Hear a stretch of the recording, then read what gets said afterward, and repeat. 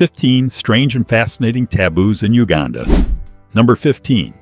Ban on short skirts, see-through tops, and dyed hair. If you picture Uganda, do you imagine young women wearing short skirts, tight dresses, or spaghetti-strap tops like in the US? Sorry, but that's completely impossible here. In this heart of Africa, the government has banned skirts above the knee. See-through tops, bright-colored dyed hair, and even multicolored nails, especially for those working in public offices.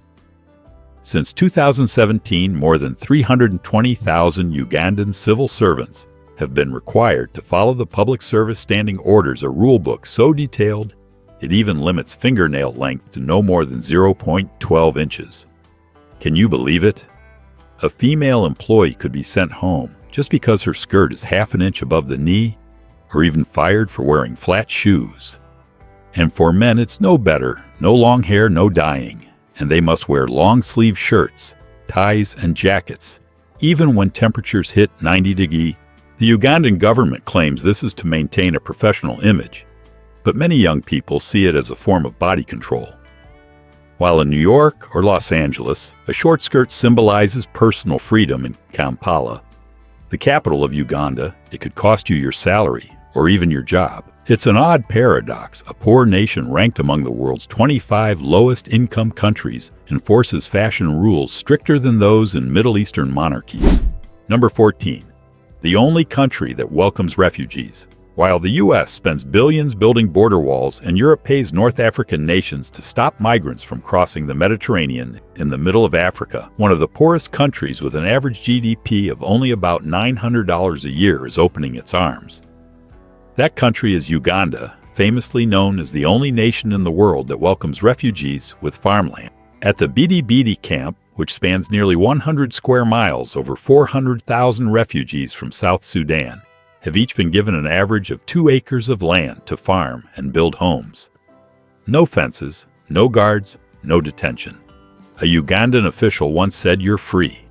You can come and go whenever you want." Today, Uganda hosts more than 1.25 million refugees, more than any other country in Africa, and ranking among the top 3 globally after Turkey and Germany.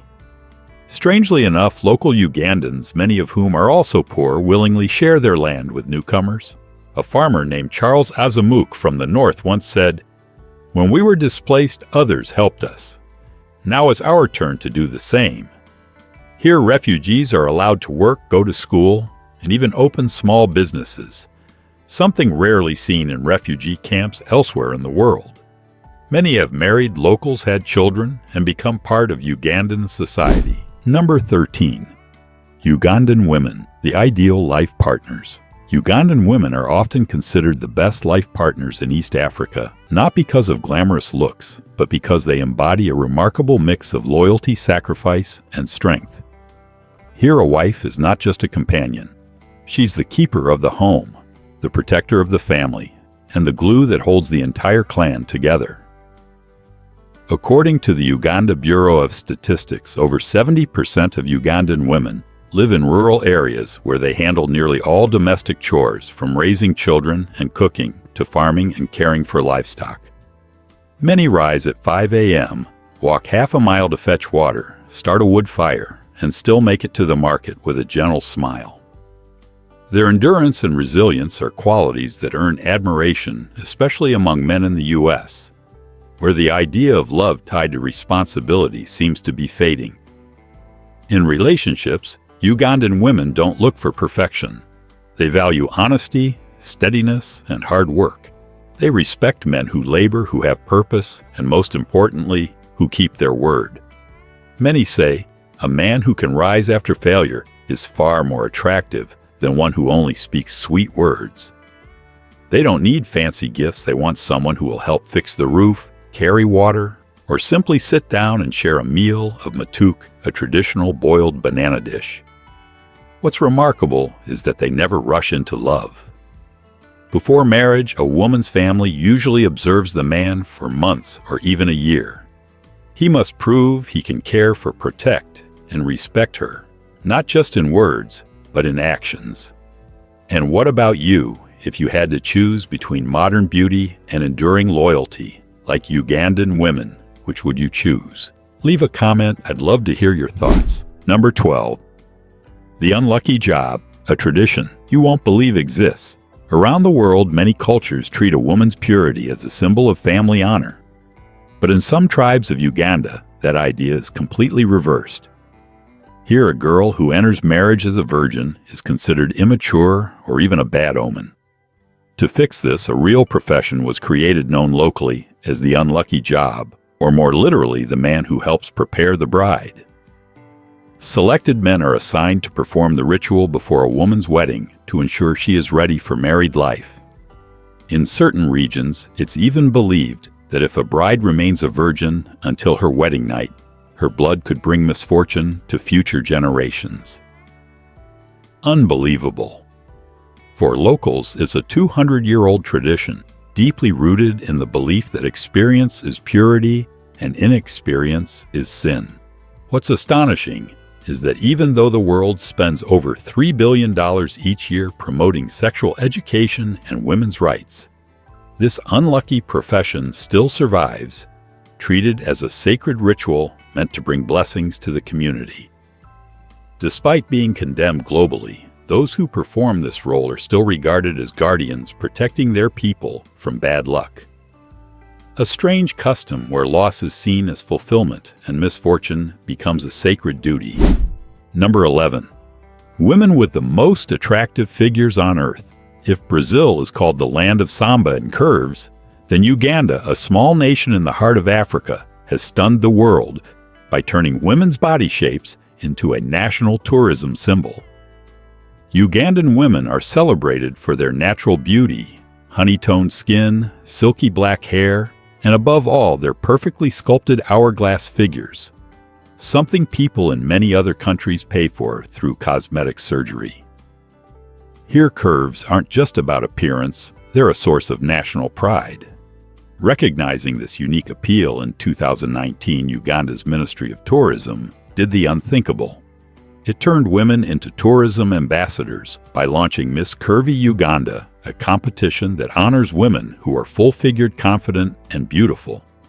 Tourism Minister Godfrey Kiwanda boldly declared, "If wildlife and landscapes can attract tourists, then so can our women." The event drew over 1.5 million visitors, a 7% increase from the previous year, an impressive number for a nation of only 45 million people. The winner, Belinda Nansasi, became a national icon affectionately called the Marilyn Monroe of Africa. Number 10.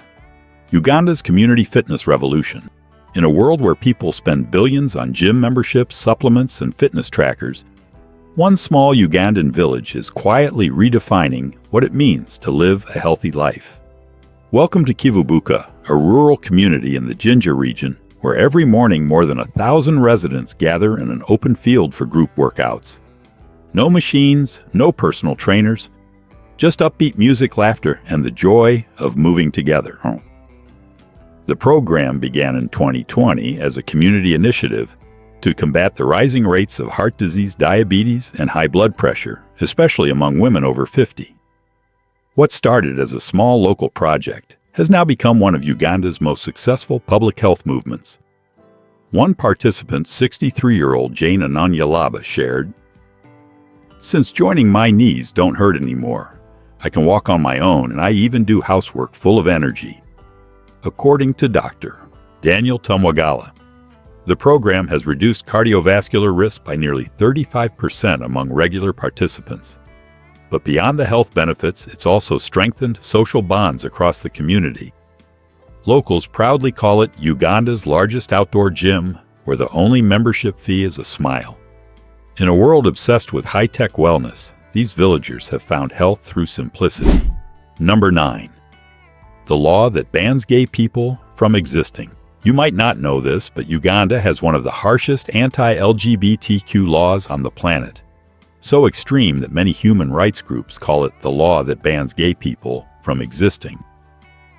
In 2023, Uganda's parliament passed the Anti-Homosexuality Act, which states that acts considered aggravated homosexuality are punishable by the highest penalty, while even ordinary homosexual acts can lead to life imprisonment. What's even more alarming is that the law doesn't just target LGBTQ individuals, it also criminalizes anyone who helps or supports them. Humanitarian organizations or health foundations providing aid to LGBTQ communities can be permanently shut down, have their assets seized, and see their staff arrested.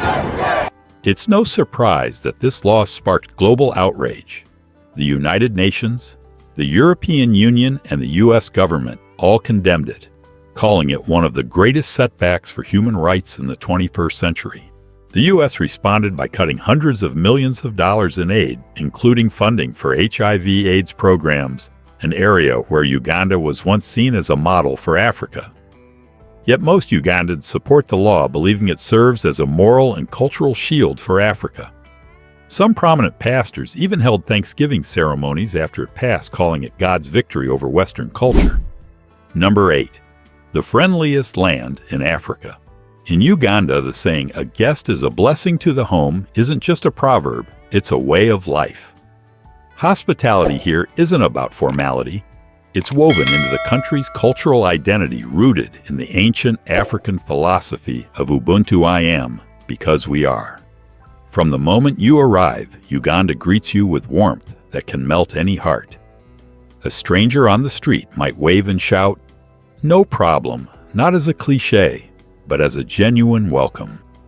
There's an unspoken rule in Uganda: no one eats alone. Food, no matter how simple, is shared with anyone nearby, guests, neighbors, or travelers passing through. This sense of community is what makes Uganda one of the most welcoming countries on earth. Even in the capital city, Kampala, that openness remains. Shopkeepers will stop to chat. Taxi drivers will offer life advice. And if you linger long enough, you might find yourself sharing a homemade meal with a family you met that same morning. Number 7. The taboos of greeting locals. In Uganda, a simple handshake can reveal more about you than any words you say. But be careful, if you offer your left hand, you've just made a serious mistake. In Ugandan culture, the left hand is considered unclean, traditionally used for personal hygiene. Offering it in greeting isn't just impolite, it's deeply offensive, almost like spitting on someone's dignity. Even if your right hand is busy holding food, a bag, or a child, most Ugandans would rather wait patiently than shake your left hand. This cultural rule dates back centuries and still shapes daily interactions today. In market, schools, or government offices, people always greet hand over money or exchange items with their right hand, sometimes even using both hands to show extra respect. Interestingly, this taboo isn't unique to Uganda. Many parts of Africa, India, and the Middle East share similar customs where the clean hand symbolizes purity and honor. But in Uganda, it carries special weight. A single left-handed gesture can ruin a business deal or end a friendship. Number 6. Bicycles. Uganda's main mode of transportation. You might not know this, but bicycles, not cars or motorcycles, are the most common form of transportation in Uganda. Amid the noise, dust, and energy of cities like Kampala and Gulu, thousands of bicycles weave through narrow streets every day, carrying both people and goods. They've become a symbol of the Ugandan spirit, resilient, humble, and hardworking. According to the Uganda Bureau of Statistics, over 2.5 million bicycles are used daily, especially in rural areas, where they're often the only way to travel within a 3 to 5 mile radius to schools, markets, or hospitals. Costing just $50 to $70 each, bicycles are the most affordable option, while motorcycles known as boda-bodas can cost 10 times more. What's most impressive, though, is what Ugandans manage to carry on these small bikes. Picture a man pedaling down a dusty road with over 100 green bananas stacked behind him, or a woman balancing baskets of tomatoes, chickens, firewood, and even a 6-foot mattress. In Uganda, bicycles aren't just transportation. They're the poor man's truck and a lifeline for millions of farmers. Uganda drives on the left, a remnant of British colonial rule.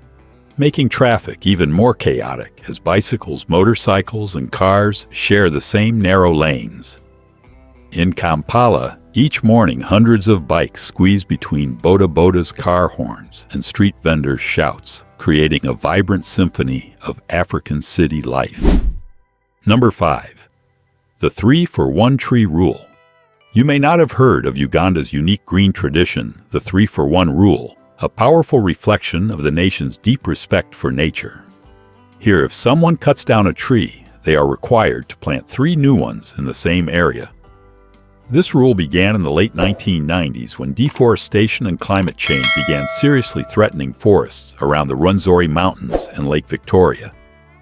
The government, along with conservation groups, launched the One Cut, Three Grow campaign. With a simple but profound goal, every act of destruction must be followed by 3 acts of restoration.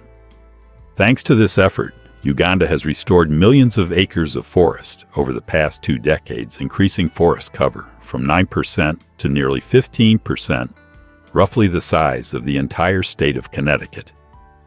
What's inspiring is that this rule isn't enforced by law alone. People follow it by choice. When a family needs wood to build a house, they plant 3 saplings first. In schools, children are taught the motto, "One hand, one seed." In many villages, planting trees is even seen as a way to invite good fortune and honor the ancestors. Number 4. The youngest country on Earth. Imagine a nation where almost everyone you meet is under 30 years old. That's Uganda, one of the youngest countries in the world. According to the United Nations, nearly 80% of Uganda's 40 million citizens are under 30 and half are younger than 16. It's like an entire nation frozen in youth. This youth explosion has its bright side. A young population means energy, creativity, and potential. The streets pulse with music, startups, and sports. Uganda has one of Africa's fastest-growing tech sectors driven by ambitious young entrepreneurs. Its music and fashion scenes are booming, fueled by the optimism of Generation Z. Economists call this Uganda's potential demographic dividend. But there's another side to the story. Every year, millions of young Ugandans enter the job market, yet 9 out of 10 can't find stable work. Official youth unemployment hovers around 13%, but experts believe the real number is much higher. Education, healthcare, and housing systems are under massive strain. Uganda's future depends on whether it can turn this youthful energy into a productive workforce or risk losing an entire generation. Number 3. Ugandan. Men are known for their gallantry. You might not know this, but Ugandan men are considered the most gallant and caring in East Africa, not in the Western sense of giving flowers or whispering sweet words, but through small, meaningful acts, carrying water for their wives, cooking dinner with their families, or rocking their babies to sleep after a long day in the fields. While gender roles in Uganda remain fairly traditional, the country is changing fast, and Ugandan men are at the heart of that transformation. In rural areas, most men still do heavy labor like farming, herding, or construction. But in major cities such as Kampala, Jinja, and Entebbe, a new generation of men is emerging, those who believe that strength doesn't exclude gentleness. According to a 2024 survey by New Vision Uganda, 58% of men in urban areas said they're willing to share household chores and childcare to ease their wives' burdens. For them, helping their wives doesn't diminish their pride. It's a way of expressing love and responsibility. In some tribes like the Baturo and Bagisu men, who help prepare food during weddings or community ceremonies, are seen as honorable and respectful hosts. Today, many foreign women find Ugandan men particularly attractive for their rare combination of strength, diligence, and empathy. Number 2. The first African nation to produce electric cars. When people think of electric cars, they imagine California, Japan, or Germany. But few realize that Uganda, a small East African nation, became the first country on the continent to design and manufacture its own electric vehicle. At Makerere University in Kampala, a team of young engineers and professors made global headlines when they unveiled the Kira EV, Africa's first locally produced electric car. Built almost entirely from Ugandan-made components, this two-seater can reach speeds of up to 125 mph and travel about 50 miles on a single 4-hour charge using a standard household outlet. Led by Professor Tikri Tobo, the project proved that innovation isn't limited to Silicon Valley or Berlin. "We wanted to show that Africa can create, not just consume," he said. And they did, producing a car that costs only $10,000, $15, nearly 4 times cheaper than imported electric vehicles from the US or Europe. But the team didn't stop there. They're now developing Uganda's first electric bus designed for public transportation, a move that could revolutionize the nation's fuel-based economy and drastically cut emissions, since public buses are the main form of travel. For millions, a fully electric fleet could save thousands of gallons of fuel each year. Number 1. Uganda has over 30 native languages. With more than 30 indigenous languages spoken across the country, this East African nation is one of the most linguistically diverse places on Earth. Luganda, the most widely spoken language, belongs to the Baganda people who live in the central region around the capital, Kampala. You can hear it everywhere, from markets and radio stations to pop music.